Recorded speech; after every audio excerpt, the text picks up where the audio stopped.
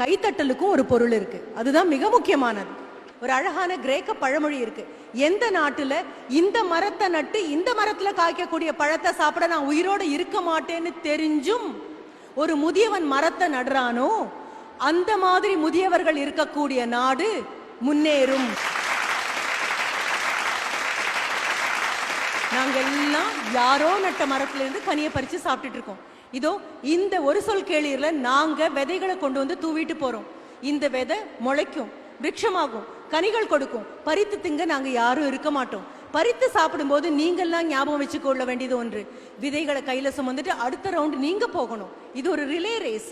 ஏதோ எல்லாரும் கொடுப்பாங்க, நம்ம வாங்கிக்கிறது மட்டும்தான் இளமை இல்லை, திருப்பி கொடுக்கவும் இளமைக்கு தெரியணும். ஏன் சொல்றேன் தெரியுமா? உங்களை நீங்களே வச்சு செல்ஃபி போட்டோகிராஃப் எடுத்துக்கொள்ளக்கூடிய இனமாக மாறி போயிட்டீங்க. எங்களுக்கு அது தெரியாது. எங்களை நாங்களே போட்டோ எடுத்துட்டு ஆஹா அப்படின்னு ஆச்சரியப்படுற இனம் அல்ல. எல்லாம் எனக்கு வேணும் எனக்கு வேணும். பேச்சு கேட்கும் போது நல்லா இருக்கு, கைத்தட்டும் போது அதோட சுகமா இருக்கு, போகும்போது அசை போட்டுட்டே இருக்கிறது இன்னும் நல்லா இருக்கு. ஆனா நீங்க இறங்கி ஓடுறதுக்கு முன்னால உங்களை விட வேகமா ஒண்ணு ஓடும். என்ன தெரியுமா? கேட்ட இந்த வார்த்தைகள் எல்லாம் இறங்கி ஓடிச்சு.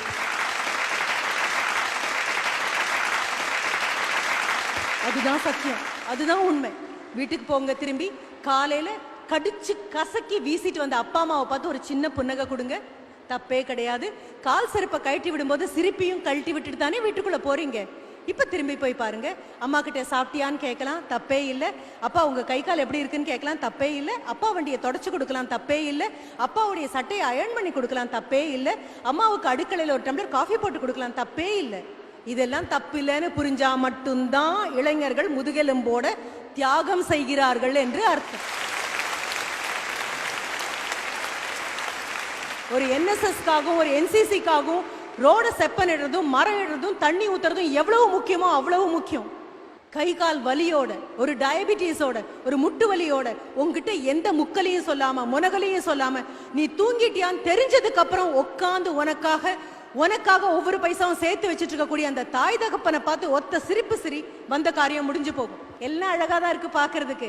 ஆனா இன்னும் 3 வருஷம் கழிச்சு 20 லட்சம் 30 லட்சம் அப்பா பிஎஃப்ல போட்ட பணத்தை எல்லாம் கடன் வாங்க வச்சு ஊரறிய மிக பிரம்மாண்டமாக எல்லா அலங்காரமும் பண்ணிட்டு கல்யாணம் பண்ணிட்டு ஓட்டாண்டியா பெற்றவர்களை விட்டுட்டு போறீங்களே, அப்போ இந்த மீட்டிங் ஞாபகம் இருக்குமா உங்களுக்கு எல்லாம்? எத்தனை பேர் மனசுல முடிவெடுத்திருக்கீங்க? எந்த செலவும் இல்லாம எனக்காக திருமணம் செய்து கொள்ளக்கூடிய நபரை தேர்ந்தெடுப்பேன். 40,000 ரூபாய்க்கு புடவை வாங்குறது, ஒருவேளை கட்டிட்டு அப்படியே மடிச்சு உள்ள வைக்கக்கூடியது. 20,000 ரூபாய்க்கு ஒரு பெரிய ஆல்பம் பண்ண வேண்டியது. ஒரு நாள் சிண்ட்ரெல்லா கதைகள் மாதிரி மாறிட்டு வரும். இதெல்லாமும் இளைஞர்களுடைய பிரச்சனை தான். இதை விட பெரிய பிரச்சனை இந்தியா இளைய நாடுன்னு சொல்லிட்டு இருக்கீங்கல்ல. ஜெயிலுக்குள்ள சிக்கி கைதிகளா உட்கார்ந்து இருக்கிறவங்களும் இளைஞர்கள் நிறைய பேர் இருக்காங்க. அதுலயும் 35க்கு கீழே நிறைய பேர் இருக்காங்க. வாங்க, அடுத்தவங்க கையில விளக்க கொடுக்காம அவங்க கையில விளக்க பிடிக்கலாம். நமக்கு தெரிஞ்ச தூரம் நல்லபடியா போகலாம். நாம ஊழல் பண்ணாம இருக்கலாம், நாம அன்பா பேசலாம், நாம கடிஞ்சுக்காம இருக்கலாம். என் அளவுக்கு என்னால இவ்வளவு தூரம் நகர்த்த முடியும் அப்படின்னா என் நாடு நீங்க சொல்லாமையே காலை வீசி வீசி வீறு நட போயிட்டு போகும். ஒரு சுபாஷ் சந்திர போஸ் தேவைப்பட்ட போது பிறந்தாரு, காந்தி கூப்பிட்ட போது பிறந்தாரு, நேரு கேட்ட போது பிறந்தாரு. என்ன கேட்கிறோமோ அதுதான் கிடைக்கும். ஊழல் கிடைச்சிருக்கு, கேவலம் கிடைச்சிருக்கு, மிக அற்பமான விஷயங்கள் நமக்கு கிடைச்சிருக்கு அப்படின்னா அமைதியா யோசிச்சு பாருங்க. நீங்க என்ன கேட்கிறீங்களோ அது மட்டும்தான் கிடைக்கும். கேளுங்கள், கொடுக்கப்படும். கொடுக்கப்பட்டதுல இல்ல பிரச்சனை, கேட்க தெரியாம கேட்டதுனால பிரச்சனை. இனி அமைதியா உட்காருங்க, கேளுங்க, நிறைய படிங்க, விசாலமாகும் மனசு. நிறைய படிங்க, பாட புத்தகங்களை சொல்லல, கிடைச்சதெல்லாம் படிங்க. பெண்கள் அதிகமா படிக்க தாங்களே ஒரு பிரச்சனையா இருக்கக்கூடிய நிலைமையிலேருந்து வெளியில வருவாங்க. பிரச்சனையை விட்டு வெளியில வந்தா மட்டும்தான் தீர்வு சொல்ல முடியும்.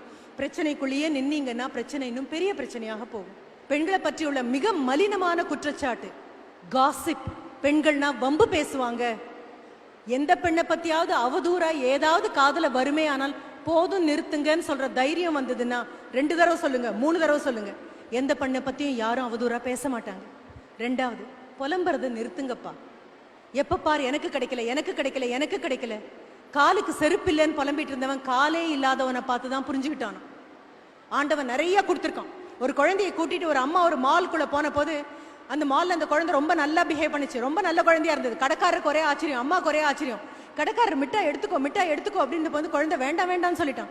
அம்மாவை பார்த்தான், அம்மா எடுத்துக்கோடா வேண்டான்ட்டான். கடைசியா குழந்தை கிளம்பி வரும்போது அந்த கடைக்காரர் சந்தோஷம் தாங்க முடியாம மிட்டாய் பட்டியை திறந்து கை நிறைய மிட்டாய் அள்ளி அந்த குழந்தை கிட்ட கொடுத்தோன்னே ஆஹான்னு வாங்கிட்டு வெளியில வந்த உடனே அம்மா கேட்டாங்க, வேண்டான்னு சொன்னேன் இப்ப வாங்கிட்டேன் அப்படின்னு வந்து குழந்தை சிரிச்சுட்டே சொன்னானா, என்னுடைய இந்த குட்டி கையால எடுத்தேன்னா கொஞ்சம் தான் கிடைச்சிருக்கும், அவருடைய பெரிய கையால எடுத்தா நிறைய கிடைச்சது இல்ல. நீங்களா உங்களுடைய குட்டி கைகளால அள்ளி அள்ளி எடுத்திருந்தீங்கன்னா அதிர்ஷ்டம் அவ்வளவுதான் கிடைச்சிருக்கும். ஆண்டவன் தன்னுடைய பெரிய கையால அள்ளி அள்ளி அத்தனை பேருக்கும் கொடுத்திருக்கான்.